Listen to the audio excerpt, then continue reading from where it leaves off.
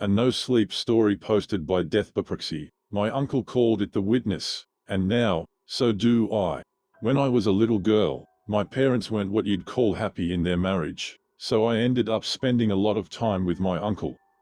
Whenever it looked like a fight was brewing, my Uncle Noah would sweep in and take me for a week or two while Hurricanes Jack and Twyla threw down. It spared me a lot of the stress most kids suffer in a breaking and broken home.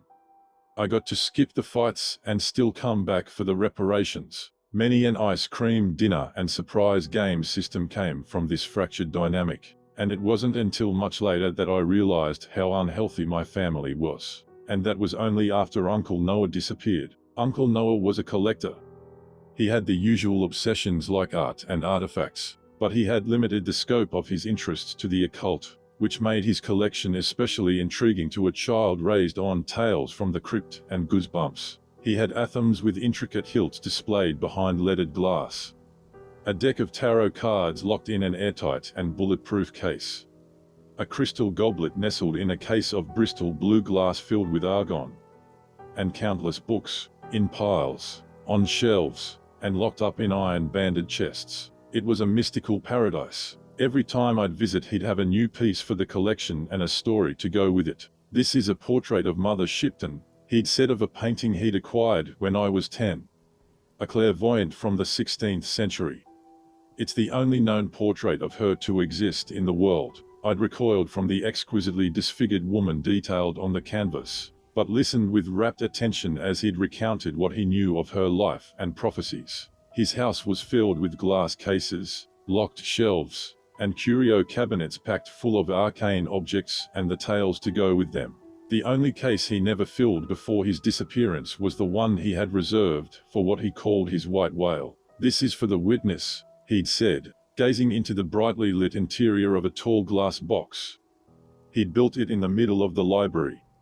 I caught him staring at the case on many occasions, his eyes distant, as if imagining the piece he would one day display inside was already gazing back at him, because that was what the witness did, he'd said. It watched the world as great events unfolded. Great being vastly subjective and somewhat misleading from a human perspective. The witness, he'd said, only seemed to appear when our plane intersected the path of something greater, which would briefly flicker into our experience just long enough to destroy everything in its way, the witness observed. My uncle knew not by what forces, or why, only that it did, and that it appeared to do so from a fixed location. He believed if he could just gather enough data regarding the nature of the witness intersections, he could reproduce the conditions and create a sort of window around it.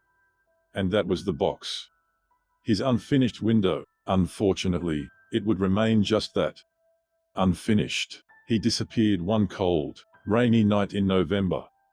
It seemed he'd chased one too many fringe cults into the wilds, and much like Ahab before him, he vanished, in a mythical Roanoke-style mass exodus from a condemned church outside Merlin, Oregon. He had reportedly wandered into the forests and never returned. I never saw my uncle or his collection again. I spent a good deal of time making calls and pushing for the case to be reopened, but it went cold fast.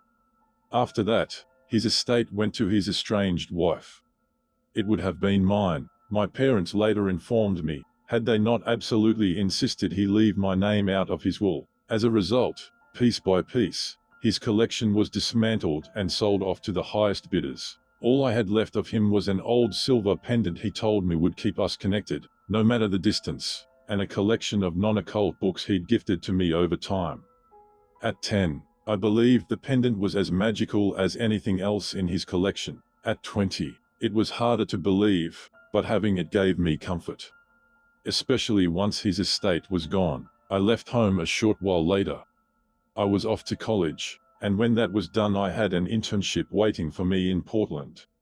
I didn't stick around to feel the effects of my parents and their slow descent into madness or divorce. I got birthday calls from them, separately, and if I came home for Christmas, I spent more time with friends than family. My uncle had been the only family that mattered, and with him gone it seemed like there was little point in pretending. A reality my parents never tried to contest. After college, when I had quiet moments to myself again, I thought of him. He was with me whenever I picked up a new book about the supernatural, or stopped by an antique mall to browse. It was silly, but I always hoped maybe some piece of his collection would resurface. I knew nothing would. I knew everything had gone to private collectors like him, and that no collector in their right mind would part with anything they'd managed to get a hold of. But the act of looking, of feeling like the next stall over might have some familiar artifact of occult significance, helped fill the void he left behind.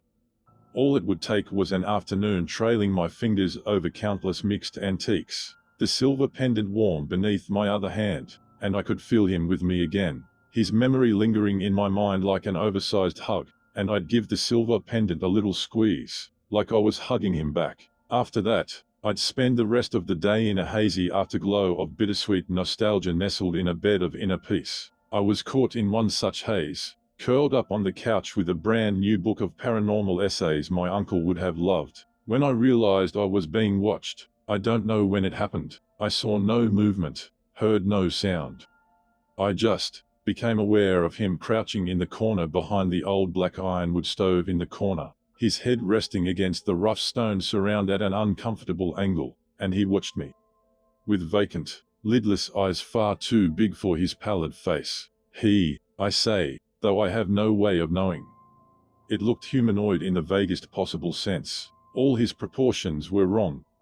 His head was too round, his torso too long, his fingers, which sprouted from a hand the size of a platter, curled delicately over one narrow shoulder, looking for all the world like the legs of an enormous, sickly spider lazily basking in the light. He was too blunt and strangely angular to be much of anything definably human, but saying he, even to myself, was more comforting than either it, or, somehow, she. He sat opposite me, silent and unmoving, and thin, thinner than a man ought to be, with skin sallow and bleached. The waxen flesh, stretched tight across his wiry frame, was the color of missing teeth and old, broken bones. Only the papery thin rattle of his own shallow breathing told me he was anything close to alive. He was just as my uncle had described him. The seconds ticked between us, counted by the old grandmother clock on the wall, and he did not move. Minutes came and went in silence.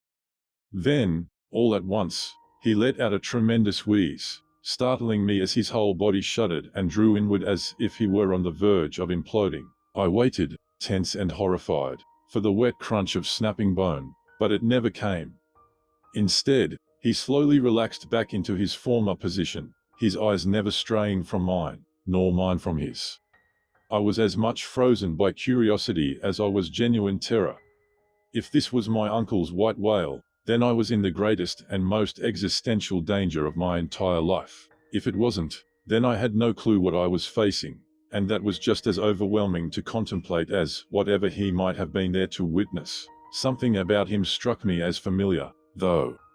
Maybe it was because Uncle Noah had spent so much time regaling me with stories of the creature, filling my mind with so much information that I couldn't help but feel as if I knew him on a deeply personal level. I don't know, but whatever it was, in the hours we spent locked in each other's gaze, I felt a bizarre surge of unexpected affection for him. Something in his protruding eyes sparked it within me. And though my anxiety never diminished, I fought the urge to run into his spindly arms and never let go. And maybe I imagined it, maybe I wanted it to be true, so I dressed the memory up to suit my desires. But I thought for a moment his hand had shifted, as if resisting the urge to reach out to me too. Night descended and only the one light of a table lamp continued to illuminate the two of us, throwing the jagged contours of his face into sinister relief. Some primal instinct screamed at me to flee, igniting my nerves as shadows crept outside my window, darkening the living room around us. The floorboards shifted behind me. For the first time since I'd noticed him, his gaze left mine, settling on a point somewhere behind my right shoulder. I lived alone. No pets. No lovers. No guests beyond the witness curled behind my stove. But we were not alone. In the thundering silence that followed, he finally spoke. My uncle never mentioned him speaking, or even being capable of speech. And if he was at all capable, then it didn't sound like it was natural. His voice came out like a swollen window forced to open against its will. offering me just one word, just one warning: run. So I did.